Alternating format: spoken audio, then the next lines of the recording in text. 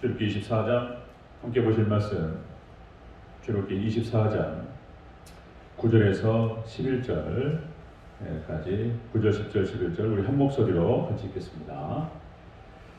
9절, 10절, 11절 함께 읽습니다. 시작. 모세와 아론과 나답과 아비후와 이스라엘 장로 70인이 올라가서 이스라엘의 하나님을 보니 그의 발 아래에는 천국을 편듯하고 하늘같이 청명하더라. 하나님이 이스라엘 자손들의 존귀한 자들에게 손을 대지 아니하셨고 그들은 하나님을 뵙고 먹고 마셨더라. 아멘. 인사하겠습니다. 오직 예수님. 예수님의 은혜와 평강이 넘치시기를 축원합니다. 아멘.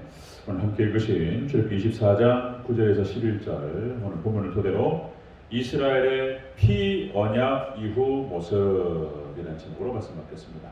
이스라엘의 피언약 이후의 모습. 어저께 우리가 신해산 언약을 봤죠. 신해산 언약에서 첫 번째로 제단을 쌓고 12기둥을 세우고 그리고 번제와 화목제를 드렸다 이렇게 나왔죠. 이것은 마치 지금 현재 신약교회 교회에서 예수님 중심의 예배와 비교된다는 것입니다. 모습을 보면요 똑같아요. 그렇죠? 예수님의 교회가 예수님 중심의 예배를 드리는 것과 비교된다. 그리고 두 번째, 언약서를 낭독하고 그리고 이스라엘이 준행을 화답합니다. 우리도 동일하게 우리가 그 말씀을 따르겠습니다. 이렇게 이제 아멘으로 화답하는 모습이죠. 이것도 또한 하나님의 말씀 선포와 아멘 화답하는 이런 장면하고 비교가 된다. 모습이 똑같아요. 그 다음에 세 번째, 신의 선언의 세 번째로 이스라엘 백성에게 피를 뿌렸어요. 그러니까 이제 번제로 싹 태우고 그리고 이제 화목제로 피를 받아가지고 양푼에 하나는 제단에다 뿌리고 그 반절은 양푼에 담아서 이스라엘 백성들이 뿌렸다는 거예요. 이게 대체 뭐냐? 자, 우리가 이것은 마치 예수님의 보혈의 피로 씻김받고 덮임받는 그것과 비교되는 거예요. 똑같은 것을 보셨습니다. 이렇게 이제 신해산 언약 그렇게 해서 예수님의 이스라엘이 피 언약을 맺은 이후에 오늘 모습이 나타나요. 피 언약이 끝난다는 모습입니다. 같이 한번 살펴보겠습니다. 이스라엘의 피 언약 이후의 모습. 첫 번째로 자 이스라엘 대표들이 시내산에 올라갑니다. 9절을 같이 읽겠습니다. 시작. 모세와 아론과 나답과 아비후와 이스라엘 장로 70인이 올라가서 아멘. 못 올라오게 하셨어요. 하나님께서 올라오지 말고 모세만 올라오라. 그런데 피 언약이 끝난 다음에는 올라오라 이렇게 말씀했어요. 올라갑니다. 자 이제 아론과 나답과 아비후 아론이니까 이제 대제사장입니다. 그래서 이제 아론과 그 두 아들이었습니다. 그리고 모세 70인의 장로가 같이 올라가게 됩니다. 이것은 이스라엘의 이 피 언약 이후에 하나님께 나옴을 허락받은 것입니다. 하나님 허락하시는 거예요. 가까이 나오라 이렇게 말씀하시는 것입니다. 자, 그래서 이 피 언약은 역시 예수 그리스도의 십자가 대속 상징적으로 보여주고요. 이 피 언약 이후에 다 씻김 받고 이제 하나님께 나아감을 허락받는 것으로 이렇게 비교가 된다라고 하는 것입니다.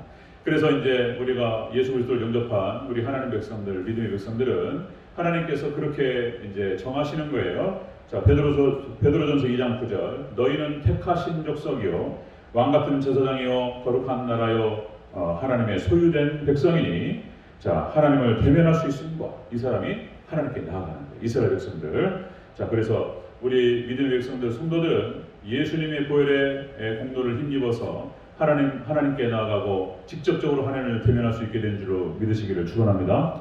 그죠? 우리가 이제 성소와 지성소 얘기도 나왔고 그 전에는 구약 성경에서는 절대로 나아갈 수가 없었어요. 잘 아시죠? 그래서 이제 지성소 이제 언약궤가 들어 있고 거기서 1년에 단 한 번만 나아갈 수 있었어요. 그 대제사장이 그렇게 짐승에게 모든 죄를 전가시키고 그리고 그 짐승을 번제로 잡아서 피를 받아가지고 그 피를 가지고 들어가는 거예요. 그 언약궤 뿌리고 이런 게 되는 거예요. 그러니까 이제 그때 만약에 대제사장이 죄가 있으면 그 자리에서 죽었어요. 그래서 허리에다 끈을 묶고 들어가고 그리고 방울을 달았어요. 제사장 의복에, 그죠? 딸랑딸랑딸랑 소리가 들리면 살아있는 거죠, 그죠? 근데 만약에 소리가 안 들리면 죽은 거예요. 누가 들어갈 수 있어요, 없어요? 못 들어가. 그러니까 끈을 당겨가지고 끄집어냈어요. 그러니까 휘장 사이로 절대로 들어갈 수 없었습니다. 그런데 예수님께서 십자가상에서 운명하시는 순간 이 휘장이 둘로 쪼개집니다. 아멘. 그리고 이제 아무나 가는 거예요. 우리가 예수 그리스도로 직김받은 사람들은 직접적으로 하나님과 대면하게 될 줄로 믿습니다. 우리가 그래서 각자가 이렇게 해서 그냥 하나님 직접적으로 개인적으로도 예배를 드릴 수 있어요. 믿음의 백성들은 다 똑같습니다. 아멘. 우리는 왕 같은 세상이 된 줄로 믿습니다. 저나 목사나 성도나 직분이 똑같아요. 아니, 신분이 똑같아. 신분이 누가 높낮이가 없어. 직분만 다를 뿐이에요. 여기 목사직으로 하고 장로직으로 권사직으로 집사직으로 나갈 뿐이지 똑같아요. 신분은 똑같아요. 하나님 백성. 직분이 달라가지고 차이가 있는 것일 뿐이지 우리는 다 동일한 신분으로 하나님께 나아가게 되는 줄로 믿으시기를 축원합니다. 근데 또 다시 말씀드리면 직분이 달라서 너나 나나 똑같다. 또 이렇게 이 직분 차이가 있는 거에 그 차이만 있을 뿐이지 신분은 똑같아요. 자, 이렇게 된 것입니다. 예수님의 이스라엘의 피의 언약 이후의 모습은 이렇게 하나님께 나옴을 허락받았다는 거예요. 오늘 본문 얘기입니다. 자, 두 번째 보겠습니다. 이스라엘의 피의 언약 이후의 모습 두 번째. 이스라엘의 하나님을 보게 됩니다. 이들이 봤다고 기록되고 있어요. 10절 같이 읽겠습니다. 시작. 이스라엘의 하나님을 보니 그의 발 아래에는 천국을 편듯하고 하늘같이 청명하더라. 아멘. 이스라엘의 하나님을 보니 봤다는 거예요. 이스라엘이 이렇게 피언약을 맺은 뒤에 시내산 언약을 맺은 뒤에 하나님께 나아감을 허락받고 그리고 하나님을 대면하게 됩니다. 와, 이게 하나님 봤다는 거예요. 이게 지금. 그럼 이 봤다는 것에 대해서 우리가 어떻게 생각해야 되느냐? 이거를 우리가 잘 봐야 돼요. 해석을 해야 돼요. 하나님 봤다. 이스라엘 하나님을 보니 그 발 아래는 천국을 편듯하고 자, 하늘같이 청명하더라. 하나님 봤다는 얘기인가? 직접적으로? 자, 이것은 직접적으로 봤다는 것이라기보다는 간접적으로 하나님의 영광을 봤다든지 하나님의 장소를 본 것을 이렇게 표현했을 것이다라고 보는 거예요. 하나님 볼 수가 없어요. 하나님은 영이시고 그 누구도 하나님을 보는 것으로 허락받지 못했습니다. 다만 모세만 하나님의 등을 봐요. 그 장면이 기록되죠. 그래서 이제 출애굽기 33장 20절 네가 내 얼굴을 보지 못하리니 나를 보고 살 자가 없습니다. 이렇게 말씀하셨어요. 그런데 디모데전서 6장 16절 오직 그에게만 죽지 아니함이 있고 가까이 가지 못할 빛에 거하시고 어떤 사람도 보지 못하고 또 볼 수도 없는 이시니 하나님은 볼 수가 없어요. 하나님 영이시라고 말씀하셨고 그 누구도 본 사람이 없어요. 그 다음에 또 그러니까 아까 말씀드렸던 출애굽기 33장 23절 모세가 하나님께서 반석 사이에 모세를 숨겨두시고 모세에게만 손을 딱 피시고 등을 보여주시는 그런 장면이 나타나요. 그러니까 오늘 10절에 나타나는 하나님을 봤다라고 하는 것은 하나님의 영광을 봤든지 직접적으로 본 것이 아니고 하나님의 어떤 장소, 나타나는 어떤 영광스러운 봤다라고 하는 뜻으로 봐야 된다. 직접적으로 봤다는 뜻으로 바꾸면 안 된다. 그러나 중요한 것은 여러분들 우리가 예수님을 본 자들은 하나님을 본 것으로 그렇게 예수님 말씀하십니다. 예수님을 본 자들은 하나님을 봤다라고 얘기하세요. 요한복음 14장 7절 14장이 그 얘기입니다. 삼일체의 중요한 근거들이 나타나는데요. 자, 요한복음 14장 7절 이하로 이렇게 예수님 말씀하세요. 나를 본 자는 아버지를 보았거늘. 아멘. 누구를 더 보여달라고 하느냐? 나를 본 자는 예수님을 본 자는 하나님을 보았다고 말씀하십니다. 여러분 예수님 만나는 것은 하나님 만나는 것으로 믿으시기를 축원합니다. 예수님 하신 말씀이에요. 예수님 하신 말씀. 그래서 예수님 만나는 것이 하나님을 만나는 것이고 이분이 또 성령님, 또 예수님의 영이 또 성령님이신 거예요. 또 자 그렇게 해서 우리는 예배를 통해서 말씀을 만나게 되고 예수님 만나고 하나님 만나고 성령님 만나고 삼일째 하나님 만나게 되는 줄로 믿습니다. 그 예배를 통해서 만나는 거예요. 그것도 아무나 만나는 게 아니에요. 그것도 아무나 예배 드린다고 해서 또 우리 예배 드릴 때 저기 유탑에서 오셔가지고 앉아 계시고 그러니까 아무나 만나는 게 아니에요. 믿음의 백성들만 만납니다. 믿음의 백성들만 하나님께서 만나주십니다. 아멘. 믿음의 백성들 이렇게 보혈의 피로 시킴 받은 사람 오늘 본문이에요. 피 언약 이후에 피 언약을 맺는 사람들, 예수 그리스도의 피로 시킴 받은 사람들, 이 사람들에게 하나님께 만나주시는 줄 믿으시기를 바랍니다. 예수님 만나요. 그렇게 자 이스라엘의 피 언약의 모습 첫 번째로 하나님께 나아감을 허락받고, 그리고 두 번째로 이 하나님을 대면하게 됩니다. 세 번째 보겠습니다. 이스라엘 피언약의 모습. 세 번째로 하나님을 뵙고 먹고 마셨다고 기록되고 있어요. 이것도 기가 막힌 놀이세요. 이것도 기가 막힌 얘기입니다.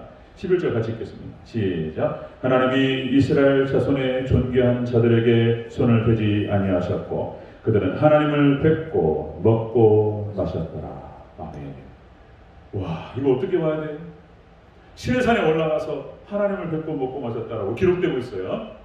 자, 이것은 뭐냐면은 역시 이제 피언약, 역시 피언약이 중요한 거예요. 예수님의 보혈의 피로 씻김 받는 거예요.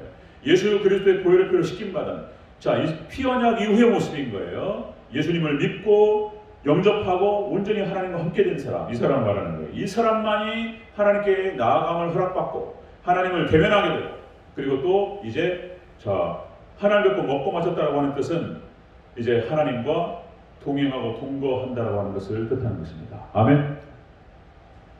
하나님 동행합니다. 이건 또 주의 만찬에 참석할 수 있는 자격이 되는 것을 성경적으로 보여줍니다. 야, 기가 막히고 오늘 본문 기가 막힙니다. 오늘도 신약성경 똑같아요.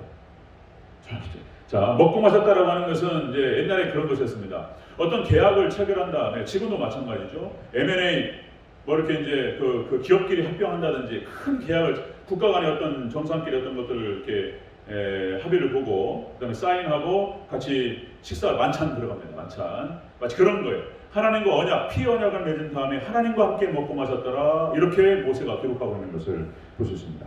자, 이 피언약, 하나님과의 피언약을 통해서, 자, 여러분들 아담과 하와 이후로 하나님과 우리 인간 사이에 큰 갭이 생기고 사이가 벌어져 버렸어요.